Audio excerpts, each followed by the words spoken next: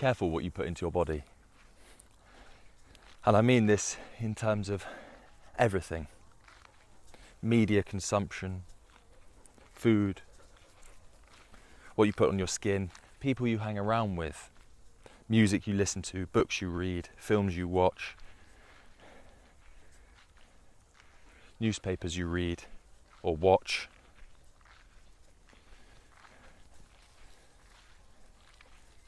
Things you ingest, everything. You need to be careful because everything has a little subtle shift and subtle effect on our bodies, and some not even so subtle. If you're spending your whole time or every evening watching horror films or documentaries about murderers, and you think to yourself, I'm not feeling particularly brilliant at the moment. Makes sense, doesn't it? What you surround yourself with, you become. Energetically, spiritually. If you're listening to music that's constantly talking about violence, constantly talking about sleeping around, being rude about women, derogatory, and then you're thinking to yourself, why am I so angry today? Or I'm starting to have really angry thoughts, or I can't keep my temper in control. Do those two things start to make sense a little bit now? It's not until we start asking these questions that we realise everything has an effect on us. Be careful what music you listen to. It's subconscious programming. If you're listening to music that is violent all day, every day, think of the power that has over you. When we use affirmations and mantra to change our negative mental activity into something positive, how long might we do an affirmation for? 5 minutes, saying positive affirmations in the morning. That's 5 minutes. If you're listening to music that's unpleasant, you could be listening to that for 2-3 hours a day. That's getting into your subconscious brain. That's rewiring your brain. So be really careful about that. Be conscious about that. Are you watching TV series with a lot of violence and wondering why you're not sleeping so well? Or wondering why you're having bad dreams and nightmares? What we feel our sphere becomes our reality. If we don't care about the quality of our food, what's that telling our body? Subconsciously, if you're putting crap food that you know is crap into your body, you're saying, I don't care about my body.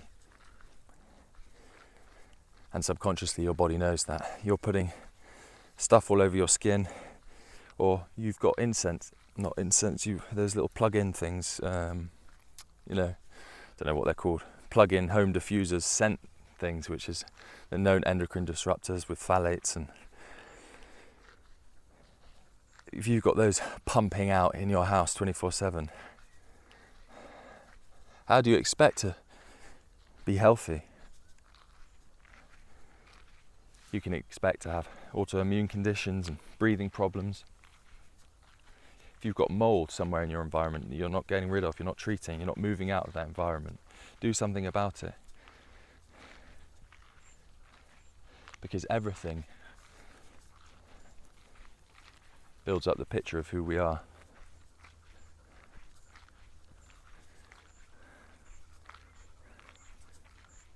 If you're consuming the news, here's a really interesting fact. I don't know how they studied this, probably questionnaires, but there was a study done a few years ago. I can't remember how many participants, but they followed a group of people that consumed news, written, or I think it was written or TV actually. I can't remember if it was, I think it was both. It was if you consumed mainstream tabloid news in the morning, by the afternoon you were 34% more unhappy than somebody that hadn't read the news. Well, that makes a lot of sense to me, because the news is just scaremongering, fear-mongering. Unfortunately, the way our brains have developed through evolution, We're attracted to bad news. We're attracted to violence. Headlines with violence and shocking details sell, unfortunately. Wouldn't it be a wonderful world if we could switch on the news and hear about all the good things that have happened? There's a few Instagram pages which do that, positive news channels. They're amazing. But that just goes to show, 34% more unhappy in the afternoon if you've read the news or listened to the news. That shows how powerful media consumption is. Let's be careful who we hang around with. I know I've been part of friendship groups. Oh, the moon's still out, which is lovely. Look at that. Where? Above that tree somewhere. Over there. No, you can't see it. I know I've been part of friendship groups which weren't uplifting or helpful or nice. If you're hanging around with people who are belittling you or bringing you down, certainly not lifting you up, don't hang around with people like that. If you feel lonely for a period of time, just might be what you have to go through to level up your life. But don't hang around with people that make you feel small, make you feel insignificant. If they don't want you to win, if they don't want you to do as good as them, if not better, don't hang around with those people. Let's take a bit of shade under the tree for a moment. Let Flossie cool down. Because you want to be surrounded, the people you surround yourself with are a reflection of yourself, so make sure you're surrounding yourself with people who lift you up, big you up, become your cheerleader. It's the same with relationships. Find your biggest cheerleader. I always say this is so important. Find somebody who is your biggest cheerleader.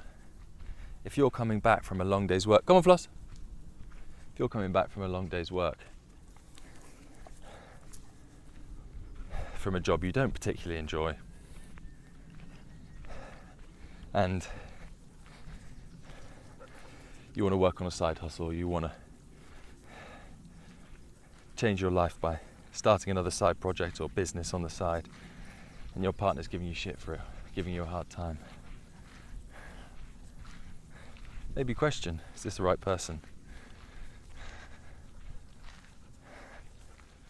Because you need to surround yourself with cheerleaders, and do that online as well. It's so easy to feel pressured online into producing content that you think others expect from you, or you think your family expects from you. But produce anything, do anything that you love, and surround yourself with people who lift you up to do that.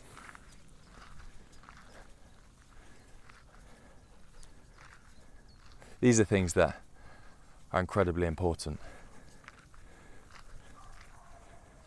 What we put in, what we surround ourselves with. Morning. These things will shape who you are completely, totally. They'll shape your experience of life, they'll shape who you become as a person. They'll shape the way your life unfolds. So try and listen to things uplifting, positive, beautiful, joyful, loving. Try and hang around with people that make you feel love, spread love, make you realize you are love, uplift you, share your dreams, share your goals, or at least help you on the journey towards them. Listen to things that are helpful. Watch things that are helpful. Nourish your body with good food, supplements if you need. Take time to slow down and listen. What does my body need right now? Because a lot of the time it will tell you. That subtle thing where you're thinking to yourself, ooh, maybe I should try this. Maybe I need some more vitamin C in my diet. Our bodies are incredibly powerful and incredible beings. And if we slow down and listen, we'll realise that our body's telling us what we need.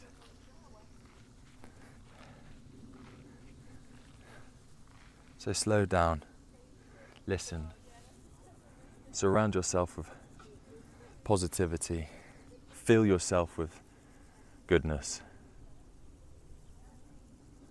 and let's all have a wonderful, fantastic life, helping each other, loving each other. That's it for this one, I think. Hope you've enjoyed. Hope you've taken away just a little seed that might have been planted to think, I'll change something today for the better.